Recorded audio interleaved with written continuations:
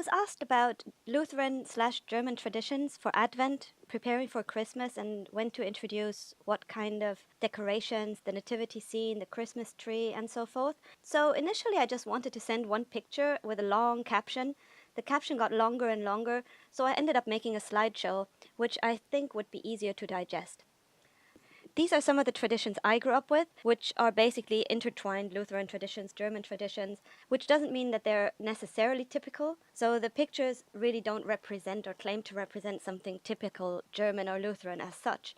It's mainly what I experience and how the living room of a family will transform during Advent. So you start with the Advent wreath to start the countdown, which marks every Sunday in Advent, of course. And you might start setting up the stable for the nativity scene. You can already put some of the sheep and perhaps the shepherd. From the first of Advent, the key word basically is contemplation, or Besinnlichkeit. You will try to make time for some reading. So you might have a book with Bible verses and meditations, but you will also have books that cover a wider range. This is not just an alternative for people who are not religious, but actually something very popular with any family. You have books like this, which has stories, poems, songs, and recipes for Advent. I suppose nowadays it's all online, but when I grew up, you used to have books to guide you through Advent and show you activities and have nice stories to think about. So you will try to make time and read and contemplate over Bible verses and related stories about the spirit of waiting for the arrival of the Savior. And of course, you might start getting out the main figures for your nativity scene, such as Joseph, the donkey, and Mary. and you will place them somewhere around the living room, maybe on a shelf, so as to set them on their way to Bethlehem. Usually, the nativity scenes are actually tailor-made for the one Christmas scene. So funnily enough, you will have Mary ending up sliding on her knees to the stable, and Joseph holding up maybe a lantern, looking down to the imaginary baby Jesus. It's very strange to kind of tear these figurines out of their context of the Christmas scene, but you still do it, and it's great fun for the kids to place them around the living room over the 4 weeks before Christmas. Oh, and you might also already put the ox somewhere. For example, in the stable, or anywhere in the scene, really.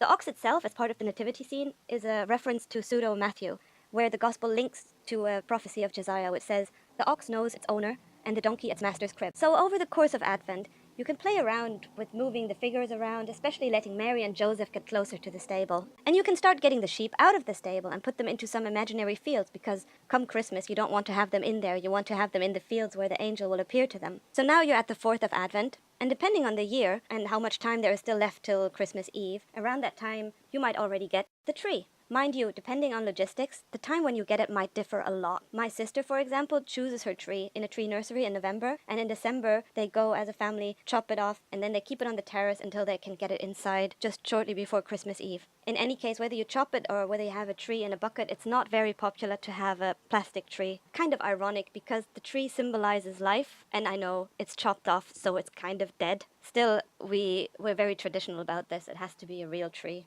And also, until Christmas Eve, the tree has to be hidden. No kidding. My parents actually put some bed sheets and hung them across the living room because we had an open plan kitchen and living space. Other people would just have it in the living room and close the door so that the children do not see the tree until Christmas Eve. So Advent has a lot of lights and candles and preparation, but the big light, the tree, is going to be revealed on Christmas. You have to remember, a lot of the atmosphere created around Christmas is for the benefit of the children.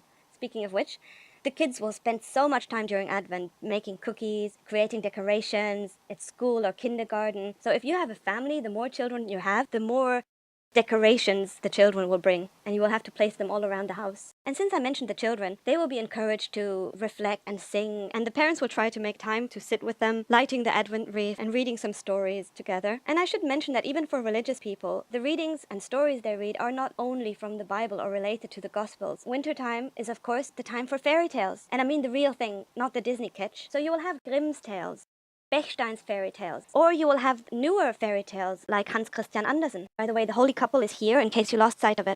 So it's all about waiting for Christmas, spending time together with the family, making music, telling stories, singing and praying, and you already get the idea. The ideal is to emulate an imaginary ideal Lutheran family.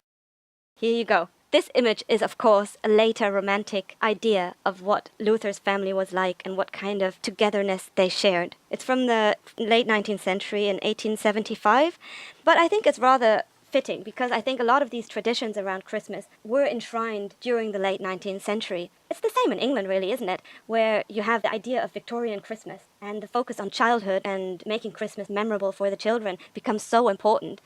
I should also mention, very important, and what you will start accumulating are candles, ideally made of beeswax, which really smells great.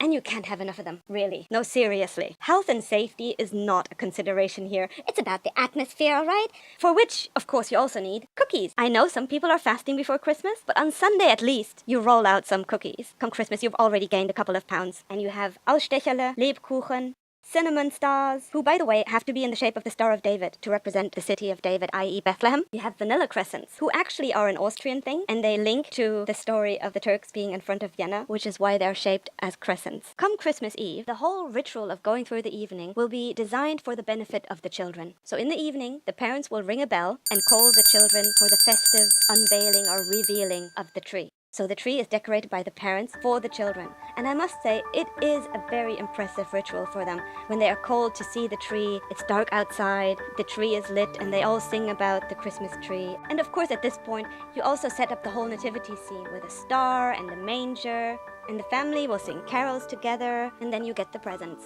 The big dinner will come the next day, and basically the Christmas tree and all the decorations will stay up until Epiphany. So the rule of thumb here is, as long as the Holy Family is in Bethlehem, it's Christmas. As soon as they leave for exile in Egypt, that's the moment where you can get rid of the tree. That's that.